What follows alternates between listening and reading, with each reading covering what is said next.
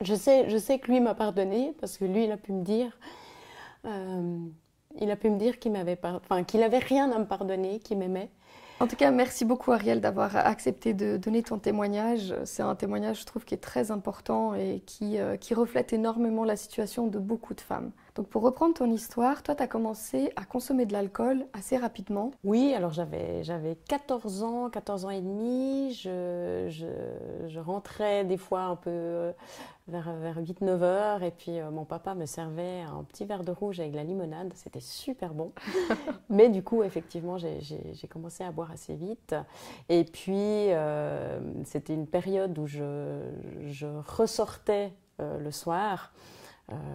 Mes parents ne me laissaient pas sortir, mais on avait la chance d'avoir 2 appartements différents. Mhm. Et en fait, je leur disais bonne nuit et je partais faire la fête. Et là, j'ai beaucoup consommé, vraiment. J'ai beaucoup bu avec une amie, avec mes camarades de classe, enfin, même des gens plus âgés que moi. Euh, j'aurais pu avoir des gros soucis, hein.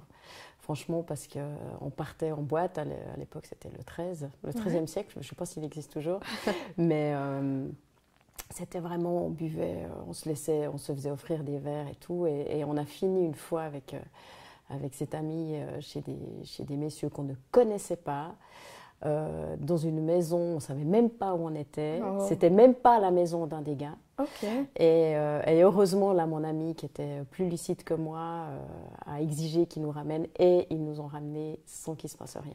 Oui, alors effectivement, tu es vraiment Mais, passé à deux ouais, doigts de et la en plus, catastrophe. mes parents ne sachant pas que j'étais dehors, Ouais. ils n'auraient même pas su voilà, où j'étais. Mais voilà, mais oui, j'ai beaucoup bu adolescente et j'ai très vite su que j'avais un problème d'alcool. Ah oui? J'ai très vite compris que je ne savais pas boire comme les autres. Moi, ça suffit, j'ai assez bu, j'ai jamais connu.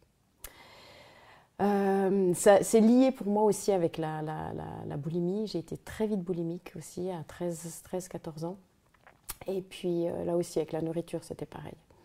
Je ne savais pas dire stop, avec l'avantage de pouvoir vomir après la Ouais. nourriture, mais pas l'alcool. Enfin si, quoi que l'alcool aussi. Ouais.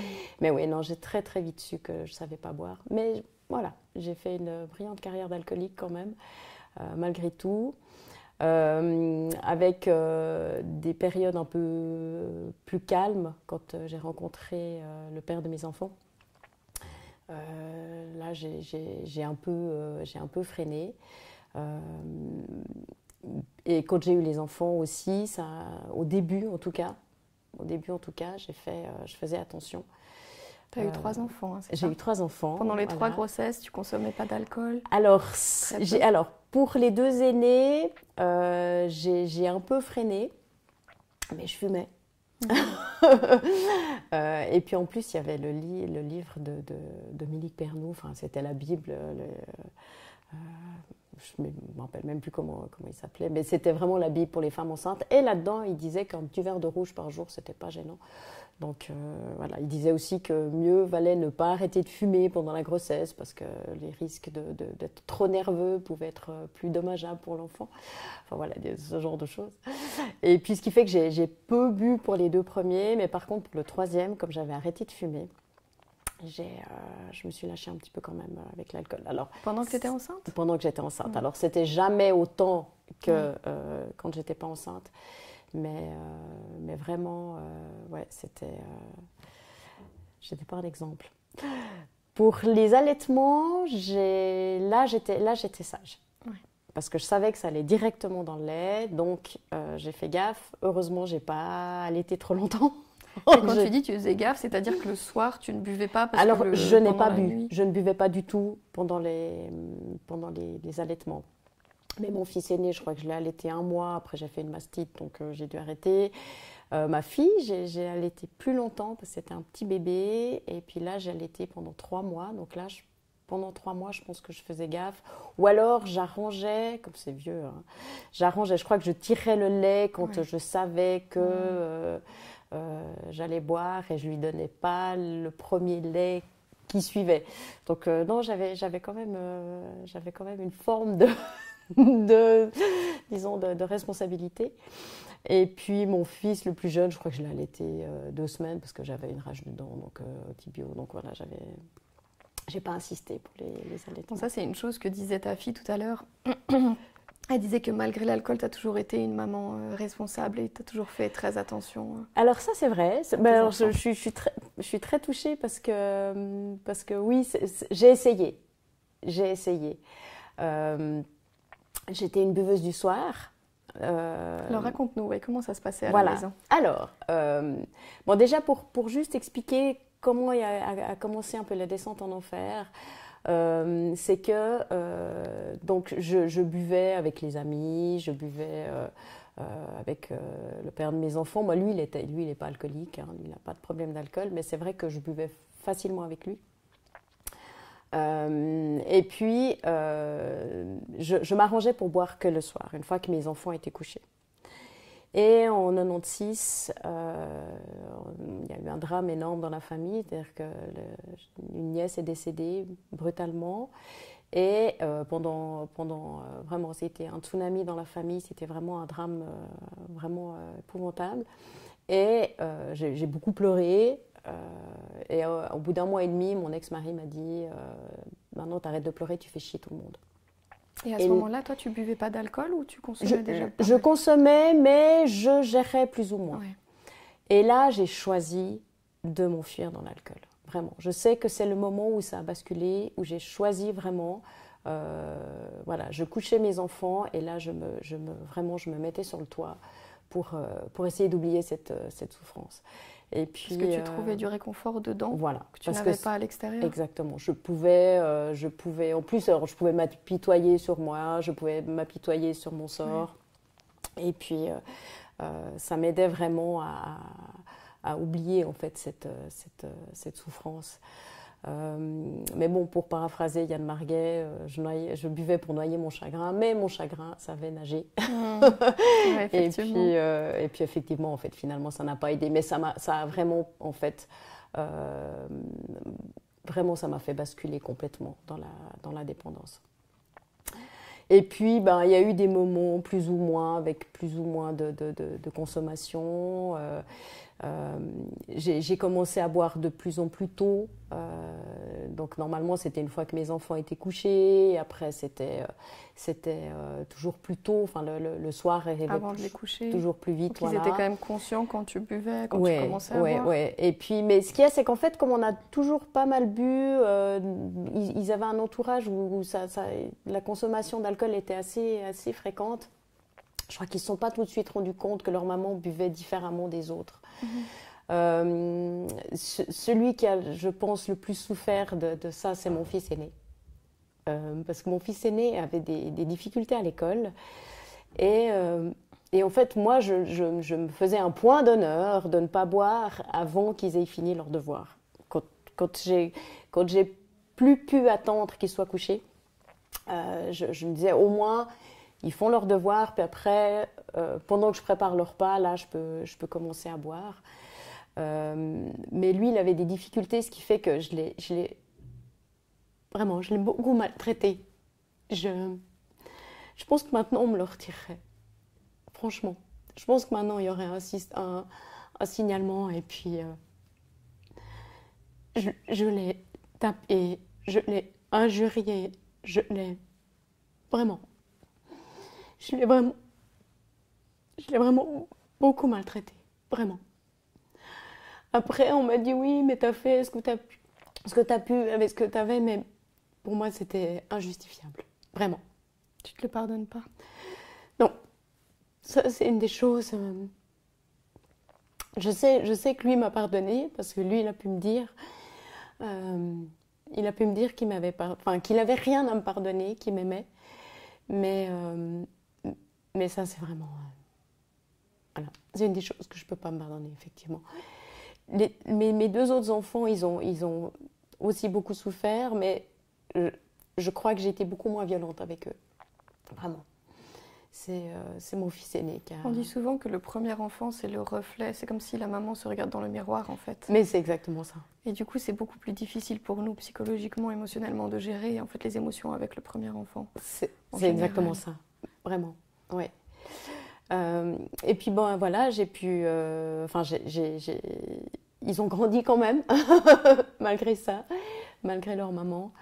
Et toi, pendant tout ce temps-là, tu as continué à boire? Et moi, j'ai continué à boire. J'ai continué à boire. Et en fait, il a fallu une fois une émission avec Marguerite Duras qui disait je suis une alcoolique sobre.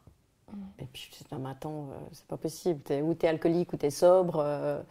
Et puis en fait, après, j'ai fait le parallèle avec la cigarette en me disant, ah oui, mais moi, j'ai fumé la cigarette, je fume plus, mais je sais que si je recommence à fumer, ça va repartir comme avant.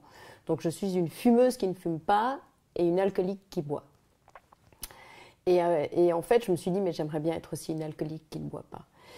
Et pendant 2 ans, en fait, j'ai bu en sachant que j'étais alcoolique. J'ai bu en sachant que je devais arrêter de boire, mais je n'arrivais pas. C'était douloureux de boire, mais je ne pouvais pas faire sans. Tu étais dans le processus de prendre la décision d'arrêter de boire? Alors, j'étais dans le processus de savoir que je devais arrêter, mais de ne pas pouvoir encore prendre la décision. Pendant 2 ans, je me suis levée tous les matins en me regardant dans le miroir, en me crachant. J'ai vraiment craché physiquement sur le miroir, en me disant t'es qu'une grosse merde, t'es qu'une alcoolique. Et ça ne suffisait pas. Après, ce qui s'est passé, c'est que... Il y a eu un élément déclencheur qui a fait que tu as décidé, oui. Que là, la décision était tombée? Oui, le décès de mon père. Le décès de mon père a fait que je pouvais dire à la face du monde que j'étais alcoolique. J'aurais pas pu le faire du vivant de mon papa. Et donc, tu n'avais pas pris la décision avant parce que tu ne te l'étais pas avoué ou tu ne l'avais pas avoué au grand jour que tu étais alcoolique? Non, non. Il n'y avait qu'un ami à qui j'avais dit, c'était un ami avec qui je buvais. Et puis, une fois, je lui ai dit, tu sais, on est alcoolique. Hein. Puis il me dit, mais non, on boit beaucoup. Je dis, non, on est alcoolique. Là, on a bu 6 bouteilles de vin et on est en train de boire la bouteille de vin bouchonnée qu'on n'a pas voulu boire au début parce qu'on n'a plus rien d'autre. On est alcoolique. Puis il me dit, ouais. Puis je dis, ouais, on s'en fout, mais il faut qu'on soit conscient. Et puis en fait, le lendemain de l'enterrement de mon papa, là, je me suis pris une grosse torchée, c'est vrai. J'ai beaucoup bu. Il y avait cet ami qui était là. Et puis, le père de mes enfants a fait un gros clash, vraiment me traitant de tous les noms, vraiment... C'était très violent. Et puis là, pour la première fois de ma vie, j'ai pu dire « oui, je suis alcoolique ». J'ai pu dire à quelqu'un « oui, je suis alcoolique ». Et un voile s'est déchiré. Vraiment, ça fait presque 20 ans, mais je le vois encore. J'ai vu clair et une voix m'a dit « tu n'as qu'une seule chose à faire, c'est arrêter de boire ». Mais juste avant de comprendre comment tu as arrêté de boire et puis ce qui s'est passé ensuite, comment tu faisais? Tu penses que les gens autour de toi étaient dupés, ne savaient pas que tu avais des problèmes d'alcool? Alors, je sais que certaines personnes ont dû s'en douter parce que quand il y avait des soirées dans le village, j'avais tendance à boire. Mais vu que je buvais à la maison, je pense que certaines personnes ont dû juste penser que je me lâchais de temps en temps. Dans mon entourage, pareil. Je pense que beaucoup de gens ont dû se dire que j'avais une bonne descente, mais je ne pense pas qu'on ait pu penser que j'étais alcoolique. Mais en même temps, souvent les alcooliques ont l'impression que personne n'a vu. Et puis toi, tu en avais honte? Ah oui, vraiment. Oui, alors vraiment. J'étais vraiment pas fière. Et en fait, comme j'habitais dans un petit village, c'était compliqué de me fournir en alcool. Parce que je ne pouvais pas aller juste dans l'épicerie du village déjà. Et puis, il y avait des magasins dans la région. Donc, je faisais tous les magasins de la région pour m'acheter une bouteille de martini, du Prosecco, enfin des choses comme ça. Et des fois, j'achetais des bouteilles, des emballages cadeaux pour faire croire que c'était pour C'était offrir. pour Comme offrir. si la personne à la caisse, déjà, se souciait de ce que je pouvais bien faire, de ce que j'achetais. Mais toi, Mais tu t'en vraiment. souciais de ce Ouais, que moi, les je gens m'en souciais, disaient, de ce vraiment. que les gens pensaient. Vraiment, je m'en souciais vraiment beaucoup. Mais du coup, ça prend une énergie folle, hein. Vraiment. Ça prend du temps de faire déjà tous les magasins. Tu disais qu'une fois, tu avais acheté une énorme quantité Ouais, de, alors ça, c'était de papier toilette. absolument génial. En fait, c'était un magasin bon, qui n'existe plus, donc je peux lui dire non, c'était chez Magro, marché gros. Et puis, en fait, ils vendaient là le martini en carton. Et ça, je me suis dit, mais c'est Noël, quoi. C'est Noël avant l'heure, c'est magnifique. Donc, j'avais acheté 3 cartons. Mais du coup, je me suis dit, pour faire croire que j'ai un restaurant qui justifierait que j'achète autant, j'ai acheté, je pense, au moins 200 de papier toilette, 200 rouleaux de papier toilette. En disant comme ça, quand je vais arriver à la caisse, ils vont croire que j'ai un restaurant. Et, et en fait, donc, inutile de dire que j'ai une réserve de papier toilette bien plus longue que la réserve de martini, parce que... Et là, mon ex-mari... Enfin, celui qui allait devenir mon ex-mari était quand même étonné du fait que, bah, alors oui, j'ai acheté 3 cartons, donc ça, bon, ok, mais que ça disparaissait quand même très très vite. Puis je dis, ah ouais, mais tu vois, j'en ai tellement acheté que j'en ai offert, quoi. Mais ça, je sais pas, je suis pas sûre qu'il ait été dupe. Et alors après, tu as décidé d'arrêter. Après le décès de ton père, il y a eu l'énorme cuite. Exact. Et ensuite, tu t'es dit, c'est bon. Exact. Là, je me suis dit, non, mais ça va pas. Et vraiment, j'ai été libérée de l'obsession de boire, vraiment. Là, j'ai appelé un ami qui avait arrêté de boire plusieurs années avant. Et puis, il m'a parlé de groupes de parole. Donc, je suis allée dans les groupes de parole. Ça m'a vraiment sauvé la vie. Vraiment, ça m'a beaucoup aidée. De pouvoir en parler, de pouvoir voir des personnes qui étaient dans la même situation que moi. Et de savoir d'abord que c'était une maladie. Ça, je ne savais pas que c'était une maladie. Pour moi, c'était... Même si au début, j'ai eu de la peine à l'accepter en me disant « Ouais, mais bon, une maladie, tu as des excuses. » Moi, je n'ai aucune excuse, vraiment. J'ai eu de la peine à accepter ça. J'avais besoin de me sentir complètement responsable. Encore un ego mal placé, mais bon. Et puis voilà, les années ont passé, et puis j'ai pu parler à mes enfants, j'ai pu leur demander pardon. C'est là que justement avec mon fils aîné, je lui ai dit mais écoute, j'aimerais vraiment faire un travail avec toi parce que j'étais tellement maltraitée, franchement. Et c'est là qu'il m'a dit maman, j'ai rien à te pardonner, je t'aime. J'ai trouvé ça tellement beau. Et j'ai pu vraiment me reconstruire. Mon ex-mari, à ce moment-là, a choisi la séparation. Au début, c'était très, très compliqué. Et ça t'a pas fait rechuter, la séparation? Non, parce qu'en fait, j'ai eu la chance qu'il fasse tout pour me faire rechuter.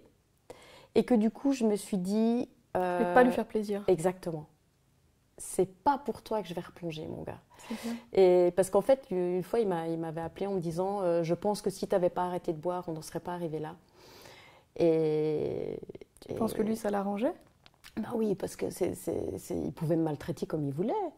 Moi, pendant tout le mariage, c'était quelqu'un de violent, pas physiquement. Enfin, il l'avait été au début de notre relation, mais plus après.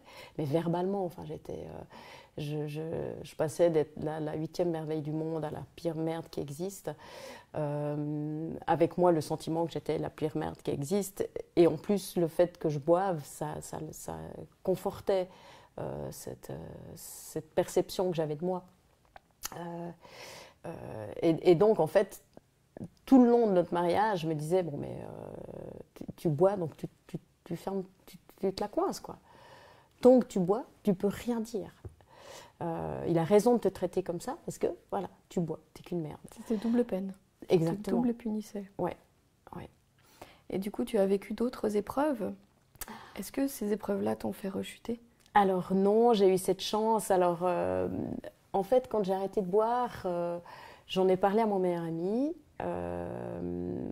Et puis, d'abord, il m'a rien répondu. Quand je lui ai dit, voilà, tu sauras, j'ai décidé d'arrêter de boire. Rien. Et je l'ai vu une semaine après, puis il me dit, ouais, tu sais, pour ce que tu m'as dit, chapeau. Hein. Puis alors, j'étais contente.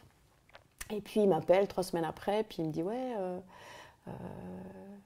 quand tu as arrêté de boire, t'as eu des problèmes de mémoire? Je dis non. Puis il me dit ouais, parce que moi j'en ai. Puis je dis ouais, non, mais moi j'ai complètement arrêté de boire. Puis il me dit mais moi aussi, justement, je voulais te dire et tout. Puis il m'appelle 3 jours après, puis il me dit ouais, quand tu as arrêté de boire, tu as eu des problèmes de mémoire? Puis je dis moi pas, mais toi oui. Et puis en fait, il s'est avéré qu'il avait un cancer des poumons avec métastase au cerveau. Et il nous a quittés 6 mois après. Oui. Et là, ça a été compliqué. Alors déjà, en plus, j'avais une nièce, donc la sœur de cette nièce qui était décédée, qui était au stade terminal d'un cancer, qui est décédée, j'avais 6 ou 7 mois de sobriété. Wow. Et alors ça ne t'a pas fait rechuter? Non, là ça a été, c'était compliqué, mais ça a été. Mais quand mon meilleur ami est décédé, lui il est décédé quelques mois après ma nièce, donc j'avais 9 mois de sobriété. Là c'était trop. Là je me suis dit non mais ça va pas, là il me faut un verre. Et heureusement je suis partie de la maison, j'ai eu des bons réflexes. Il y avait des choses que j'avais apprises dans les groupes de parole. Et puis là il y a une petite phrase qui m'est venue, c'est si tu bois parce que tu as un problème, après tu en as 2. Ouais. Et tout de suite ça fait ah ouais, ça ne sera pas la solution. Et puis, ben voilà, j'ai avancé dans mon rétablissement et effectivement aussi, 6 ans après, donc en 2011, donc j'ai arrêté en 2005 et en 2011, mon fils aîné est décédé. Et là vraiment, j'ai été gardée, vraiment. J'ai pas été, à aucun moment, j'ai été tentée de reboire. Je sais que ma fille a eu peur. Je sais que certaines personnes autour de moi ont eu peur. Mais là, c'est ma boulimie qui m'a sauvée. C'est ma boulimie qui m'a permis de remplir le vide que j'avais en moi, vraiment. Et donc là, je sais que, une fois de plus, je suis partie à fond dans quelque chose. Mais là, c'était la boulimie. Mais c'était une question de survie. Ouais. C'était une question de survie. Et c'est pour ça qu'en fait, je peux encore moins me pardonner le mal que je lui ai fait. Parce qu'il s'est suicidé dans le cadre de l'armée.